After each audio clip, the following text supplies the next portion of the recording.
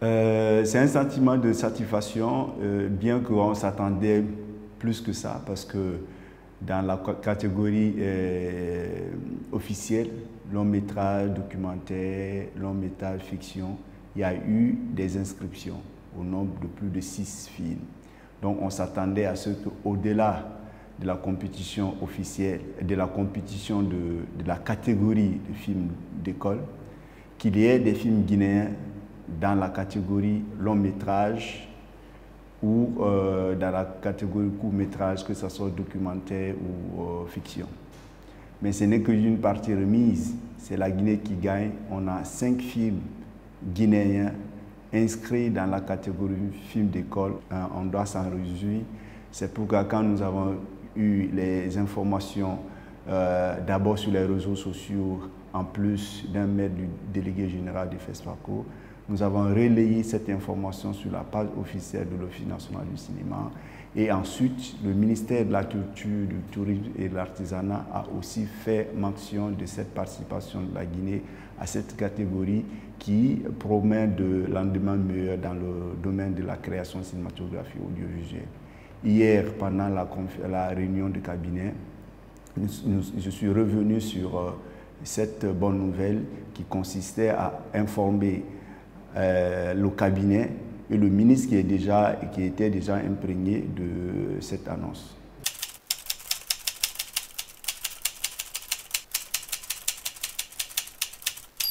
Et nous sommes en train de préparer un dossier de la participation guinéenne à ce festival, à cette grande messe qu'on a appelée la Guinée au FESPACO 2027. Nous aussi, quand on parle de repositionnement, il faut que chaque secteur puisse s'approprier de cette notion. Nous, le FESPACO constitue pour nous le repositionnement de la Guinée dans le domaine du cinéma, c'est-à-dire c'est le cinéma guinéen à l'international. Donc nous nous approprions de cette notion et surtout de cette volonté du président général Mamadi Doumbouya de pouvoir refaire dans le cadre de la refondation et du repositionnement. Nous, notre repositionnement, c'est de faire en sorte que le cinéma guinéen soit aussi représenté à l'international. Quelle qu'en soit la compétition, une fois qu'un film guinéen est sélectionné dans un festival, on fait le relais de cette information parce que pour nous, il faut aussi qu'au niveau international et à toutes les grandes messes du cinéma, qu'on puisse parler de la Guinée, quelle qu'en soit la catégorie dans laquelle nous sommes sélectionnés. Toujours est-il que cette réforme va dans le sens à faire en sorte que ça ne soit pas qu'une compétition, la catégorie film d'école, mais que ce soit des compétitions officielles. Donc c'est ce que je peux placer comme sentiment de l'Office national du cinéma et de notre potentielle participation au FESPACO 2027. Cette participation ne va pas seulement s'arrêter au niveau des films d'école. Nous sommes en train de réfléchir pour monter un dossier consistant et présenter ça au ministre pour que toutes les productions qui ont eu lieu en 2024, qu'on puisse avoir un stand au FESPACO, qu'on puisse montrer au-delà des 5 films, des autres productions cinématographiques qui sont l'émanation des efforts des techniciens, mais aussi de tout ce qui soutient la création cinématographique en Guinée.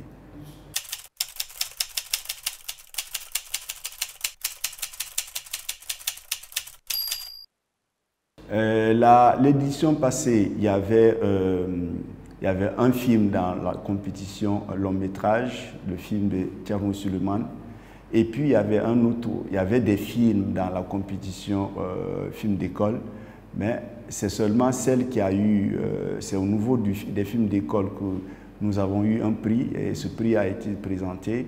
Et au niveau de la compétition officielle, la Guinée est revenue avec une mention spéciale du jury par rapport au film de Thierno Suleiman Diallo au cimetière de la Pécule. Cette année, comme je vous disais, il y a eu un travail au niveau des créateurs et des producteurs parce que, au-delà des films d'école, je vous informais qu'il y a eu plus de 5 films, courts-métrages, longs-métrages, documentaires et fiction qui ont été inscrits au FESPACO 2027. Mais très malheureusement, ce n'est qu'au niveau de la catégorie film d'école que 5 films guinéens ont été retenus. Au niveau de l'Office national du cinéma, il faut revenir, il faut préciser qu'au-delà de l'appui institutionnel, nous ne sommes pas encore arrivés à pouvoir accompagner financièrement des productions. Et c'est ce travail qui est en train d'être fait parce que nous avons conçu un plan stratégique qui prend en compte tous ces éléments. Ce plan stratégique a été validé et financé par l'Union européenne. Nous sommes en train de mobiliser les ressources pour la mise en œuvre. Cette mise en œuvre va concerner, en plus de l'appui institutionnel, l'appui financier. On ne s'est pas arrêté qu'à ça. Nous avons initié l'élaboration de la loi portant réglementation des métiers du cinéma, de la vidéo, de la photo en République de Guinée et définissant les mécanismes de financement. Dans ces mécanismes de financement est prévu le Fonds de développement de l'industrie du cinéma.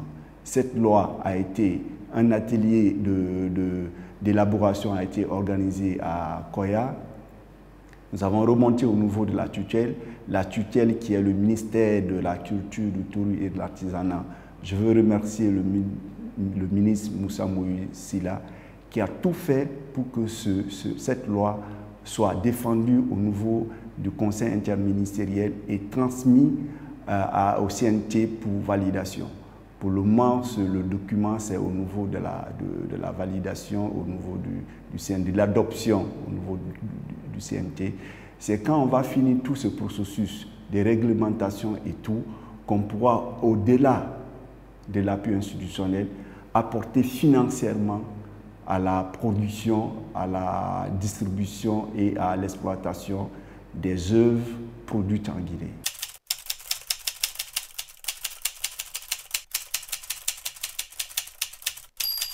Les ambitions de l'ONACIC, c'est faire en sorte que tout ce préalable que je viens de parler, l'élaboration du plan stratégique, la loi sur le cinéma définissant les mécanismes de financement, que ça puisse se faire cette année pour que nous ayons les ressources pouvant nous permettre d'accompagner financièrement les productions cinématographiques pour que les éditions à venir, que la Guinée soit dans toutes les catégories, catégorie long métrage, compétition officielle, catégorie court métrage, compétition officielle, catégorie film d'école, catégorie animation. C'est l'ambition de l'Office, mais il faudrait qu'à travers l'Office et surtout la bonne volonté et la détermination du ministre de la Culture, du Tourisme et de l'Artisanat, que nous puissions mettre tous ces mécanismes en place, qui sont des mécanismes pérennes qui vont soutenir la production, la promotion du cinéma guinéen.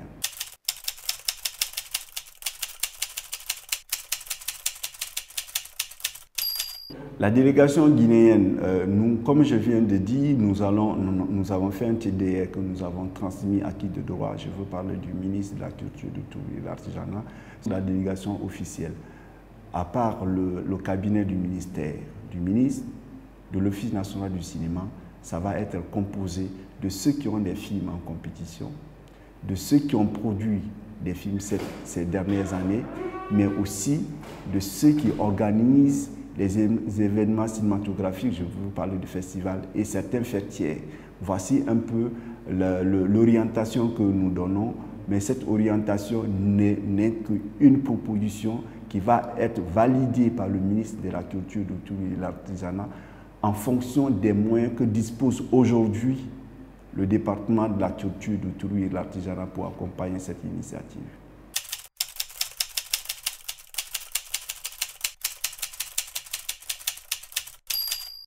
La participation guinéenne va se faire à plusieurs niveaux. Il y a le volet institutionnel qui va être piloté, si le calendrier du ministre le permet, par le ministre de la Culture, du Tourisme et de l'Artisanat, qui va définir et présenter les réformes qu'il a bien voulu mettre en place dans le cadre de la culture, du tourisme et de l'artisanat. Ensuite, il y aura des rencontres professionnelles que moi-même, le directeur ou mon adjoint, pourra participer pour définir quelles sont les réformes que nous avons pu faire au sein de l'Office national du cinéma, de la vidéo, de la photo, pour soutenir la production, la promotion du cinéma. Il y a aussi tout ce qui est volet visibilité. Ce volet visibilité, c'est vraiment le stand, des conférences, la présence des producteurs, des réalisateurs, des organisateurs de festivals, mais aussi des affiches sur les productions faites ces dernières années dans l'optique de faire la promotion de ces films sur ce stand. Et c'est le lieu aussi de vous informer que ce n'est pas que dans la sélection officielle, dans la catégorie films d'école que nous sommes présents. Un des cadres de l'Office national du cinéma a été retenu pour participer à l'atelier sur le patrimoine et les archives cinématographiques qui vont être tenus pendant le FESPACO, et c'est un prélude de la mise en place, de la construction de la cinémathèque. Parce que si nous voulons avoir une cinémathèque nationale, il faudrait au niveau national qu'on ait des spécialistes, et on a un des travailleurs de l'Office national du cinéma qui est en train de se spécialiser dans les archives cinématographique audiovisuelle, et elle a été retenue à cet appel à candidature pour participer à cet atelier. Merci beaucoup. C'est moi qui vous remercie.